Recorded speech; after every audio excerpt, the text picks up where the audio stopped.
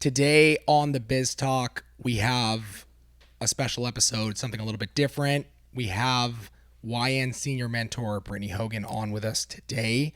We're going to talk salon business. We're going to do a Q&A. I'm going to throw her some questions. She's going to throw me some questions. All of it is going to bring you tons of value right now on the Biz Talk.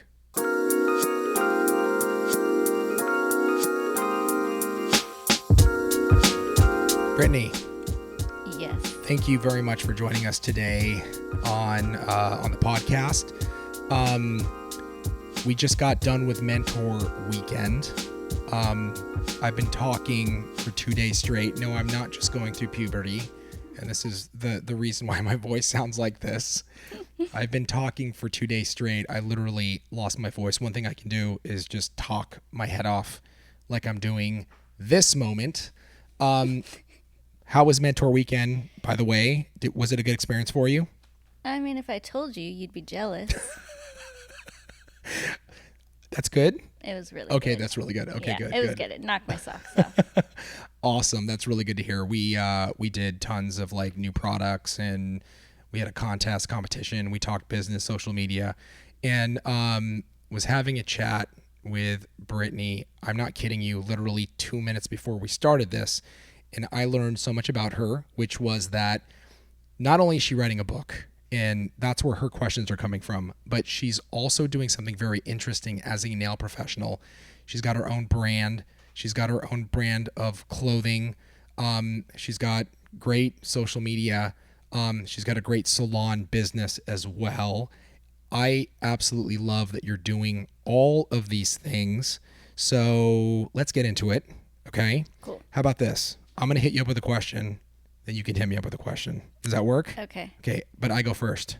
Okay. Okay. So, how did you get started in the nail business? Actually, more than how, let me change that up. Why did you get started in the nail business? What is it about nails? So for me, my story is kind of funny because I originally got started in the nail business because I wanted to do hair so bad. Interesting. And my mom did hair, and she told me I couldn't do hair. She said, "You're smart. I don't want you to struggle. Go to college, get an education." So I did that, and I love school. Cool. So I went to college, Nice. did that, did the call center thing. Yep. Hated Yep. how redundant it was. I couldn't just say that Tough script gig. every single call. And Yeah. so I looked back into hair school, and I was like, man, that's like a year and a half, 2 years. Sure. And then I saw on the little page for the school that Yep. they offered a nails only program. And I looked into that. I'm like, wow, it's way shorter, way less money. Sure. I'm like, I love nails. Was at that time had been getting my nails done since junior high. Amazing. So I'm like, oh, it looks so easy. I could totally do that. So I decided I would start to learn nails, and Sure. I would do that through college. Okay. And then I'd, quit once I got my degree. So I got that all done, and then just started in a salon. Doors opened, and I locked in my degree and decided if I ever wanted to go back, I would. And That's very cool. haven't looked back. So, but nails, obviously it had to have been because I know a lot of people out there, they have a passion for nails. They don't pursue it for whatever reason. I think fear is probably the biggest thing. They don't, it has this impression like, oh, you do nails for a living. I've had people even look at me and go, oh, you're in the nail business. Like, is that even like a real business? And I'm like, yeah, dummy, it's a real business. But I think a lot of people are scared too. So you must have obviously had a core passion for it deep inside, like a love for nails. I mean, I loved getting them done, Yeah. And I loved the environment of the salon. Growing Yeah. up in a salon, I'm like, oh, it's fun. And, it's not like, it's very opposite to being in the cubicle and taking Totally. your calls. And there's, 200 calls in queue, and it's never stopping. And I just felt like that at least would be a great way to get myself through college. Yeah, huge difference between call center, like you said. Salon environment is like it's alive, it's kind of open and loose, and like there's like a freedom there, right? Yeah. So I can totally understand. That's awesome. Cool. Your turn. Why don't you go and hit me with the question that you've got? Okay, so my question would be, so for my Yep. readers, and we've also seen this happening right now where this entire industry is starting to shift. Yeah, big You know, we time. talked a lot about that today, how, it used to be very old school with marketing, and now we have social media, Totally. and everything, the game is changing. You're seeing nails getting so much crazier than they were ever before, and Totally. it's because we have access to these things Yep. and more competition, friendly Of competition. course. But what advice would you give to those people that start at a time and then all of a sudden it shifts, and they might be at a crossroads where maybe they're not embracing the shift, or they Yeah. think that, oh, it's just a fad, it's going to go away, I'm going to keep doing my pink and whites, Yeah. and I'm not going to try any new shapes because Totally. I feel like those are ugly. Yeah. So great question. Very relevant to what is actually going on right now. And funny enough, I would say the majority of our customer base was made up of this group of nail technicians that came up in a time where there wasn't social media, right? We grew our business in a time where there was no social media. The way that we grew our business was through main like trade shows and also trade magazines. A lot of handshaking, old school. If you're a nail technician that is used to that and you're used to marketing your salon business in that way, and you're completely not embracing what is happening today, I'm going to say that you're going to be in trouble, because you're going to have these younger techs come into your market that have grown up with social media and are amazing at it. And they know how to communicate that way. And a lot of women that are in that same age group, they want to go to somebody that's probably staying relevant. So you've got to stay relevant. You have to make sure that you don't look at change as like the evil and you push away from it. I know it's hard. Us as a company, we had to change. We had to go through that process. Extremely difficult. We did it, and it is literally the best thing that we've ever done. And I'm encouraging, our whole team, the last 2 days, I've been telling them to embrace change. You start doing this, start posting. You've got to really look at this as an opportunity and not as like the devil, So that's what I would say. Like growing pains. Growing pains. It is. It's change pains almost, right? Like we hate change. People hate change, generally speaking. I didn't want to change in the business, but we had to, and we did. And I'm 45 years old, so I'm not like this young kid that grew up with social media. I had to adjust, adapt, and figure the shit out, And that's exactly what we've done here. And I would say for all nail pros that are used to the old way of marketing, you've got to make this shift. You've got to make this change. And I'm telling you, you will love it. You will. You'll see the results. You're going to see the benefits of connecting on this level, and it's going to be huge. So that was a very long answer to your question. That's perfect. Okay, my turn. Thank Okay. you. So building a clientele, what was the main key for you? And I know you built a clientele probably pre-social, I'm assuming, or I'm not sure, maybe you utilize social, but actually, I'm not even going to, let's throw all that away. Building a clientele, what was the key? What was probably the main key for you in doing that? I would say the main key was for me focusing all of my energy on one thing. Okay. You What? know, Okay. I am a person that is very motivated, likes to do lots of things, so I'm Uber driving, I'm bartending, I'm waitressing, It's awesome. I'm doing nails, I'm teaching yoga, and I'm doing massage, and all these random things. It's And it awesome. really took me like dialing down, kind of reverse, putting all my eggs in just a couple baskets Mm-hmm. instead of all the baskets, and just dedicating myself. And when I made that shift, that I like let go of all these random jobs and just kept nails and yoga, the things I love the most, everything started to shift. That's awesome. Like energetically, it changed the game for me. And also, when I did that, it was at the same time that I started focusing on posting every day. Got it. Whereas before, I didn't really care. I had hundreds of nail pictures that I needed to post, and it was just daunting. Sure. And I just said, you know what, I'm just going to post. And, only posting for a few weeks, I would get messages, Yeah. are you accepting new clients? And, It's awesome. I'd get a few clients a week just from Instagram. And for me, like, that was huge. Love it. Love it. Focus, dialing it in. You're doing a lot of stuff. You brought it into doing a couple things that you loved. You got more active on social. It really helped you build a clientele. Fantastic. I love that message. Your turn.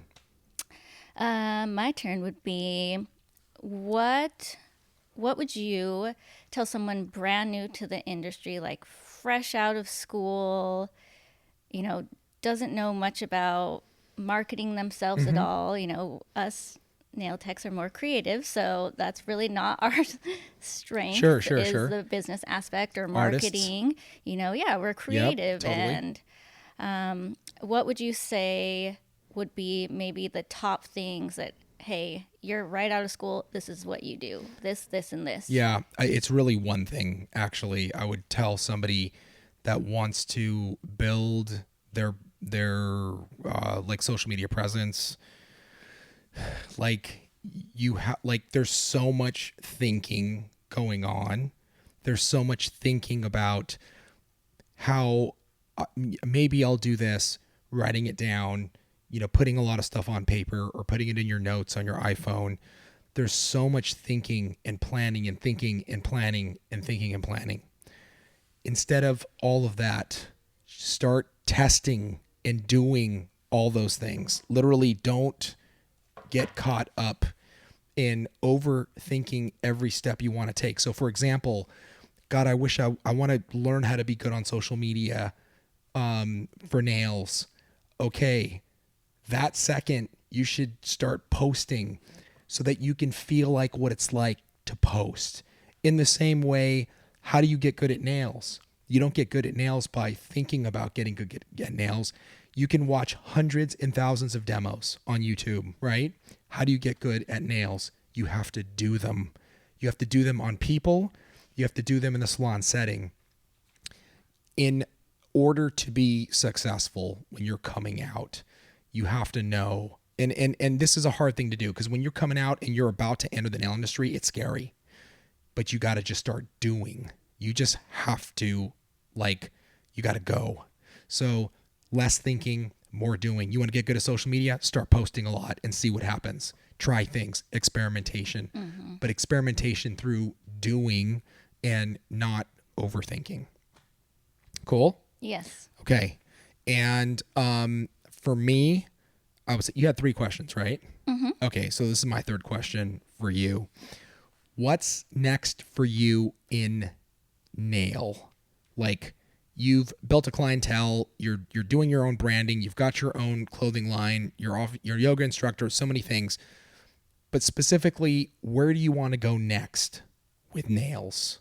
I think a lot of nail professionals, they reach a point where they build a clientele and they're making good money and it's solid. What's next? And I'm just curious, what is next for you since you've done that, especially after this mentor weekend? What are you thinking is next for you? What's the next step? Next for me, I mean, I feel like when I started my little apparel line, that was kind of what was next at that point. Cool. Because I'm like, have clients, and I am the person that likes to keep moving forward, and I like to be stimulated, and I like to be challenged. And so I'm like, oh, I love to create and design, and I'm great at graphics and stuff. So I'm like, oh, I'm going to make my own apparel and create awesome, cute things I can wear and like represent nails and how much I love and am passionate for it. And then it turned into kind of a beast where I'm like, wait, do I just want to sell t-shirts and hats?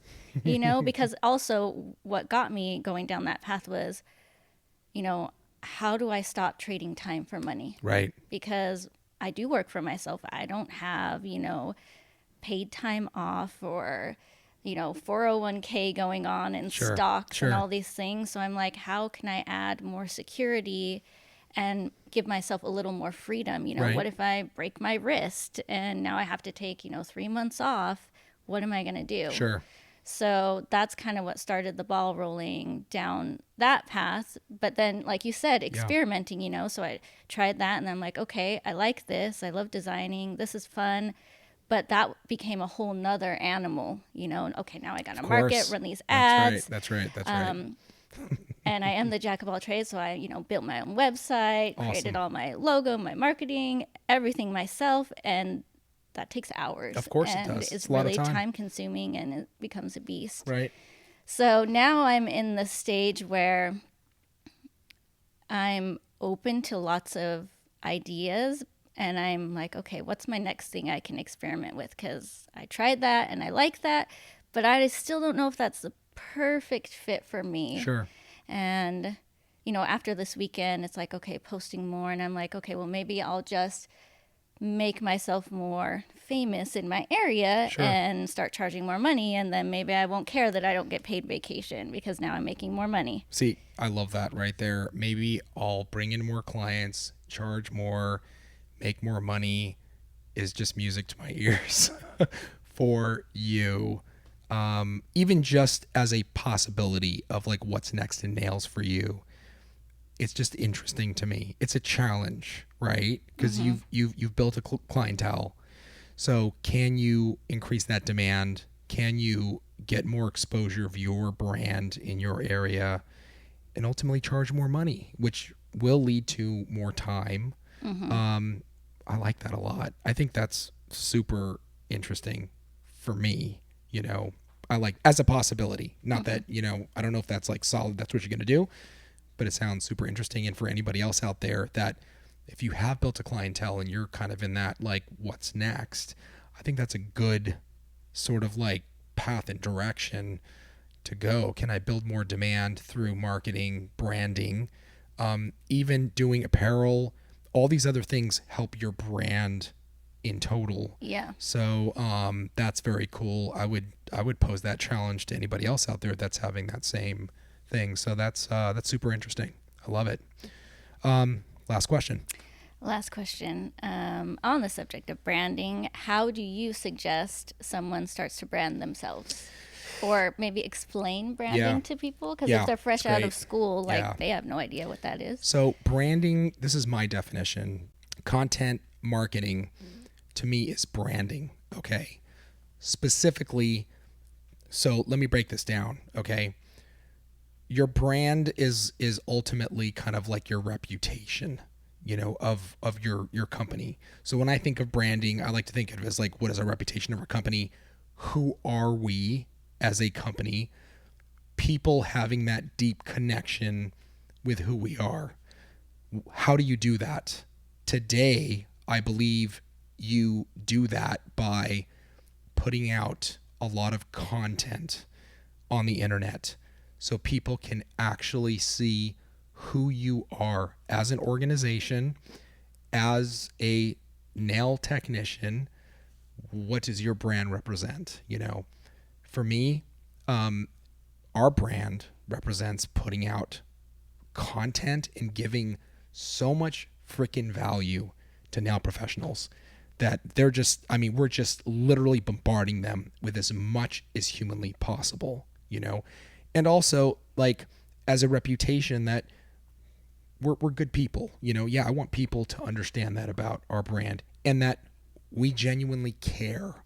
We're a caring, super giving organization, But today, to me, branding is people really getting to know who you are. So if you want to develop your brand as a nail professional, I believe you have to put out content so that people can get to know what type of nail professional you are, really get into the far more than your standard, things looking all clean and slick. And that used to be more of what branding was.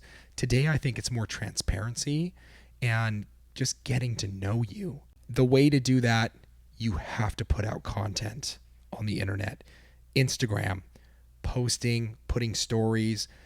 I think if you came in every day and you said a little hello to your Instagram stories, people are going to get to know you. Little quirks. One thing I love to do is like Greg and I are constantly, making insane faces on our Instagram stories. And I don't even have to, I'm not like, Greg, make a face. I pull the camera, I put it, I go, Greg, and he makes a face. Have you seen Tracy's faces? They're insane. She literally looks like she's like having convulsions. And that's just that's who she is. We enjoy having fun, That's part of our brand. We communicate that through content on a daily basis. So that is what I would say. If anyone is curious about any of the stuff that we discussed, we talked about a lot of stuff here. Yeah. Let us know in the comments below. Throw your questions down there. I would love to understand what you're doing as a nail professional, branding, marketing. Also, if you're in the same position as Brittany, you've kind of reached this point of like, you've built a clientele. Where are you going next? What are you doing to kind of keep yourself inspired in the game, to push yourself? And with that, I just want to say thank you very much, Brittany, for joining us. Yeah, thank you. Appreciate it. And we'll see you next week on the Biz Talk.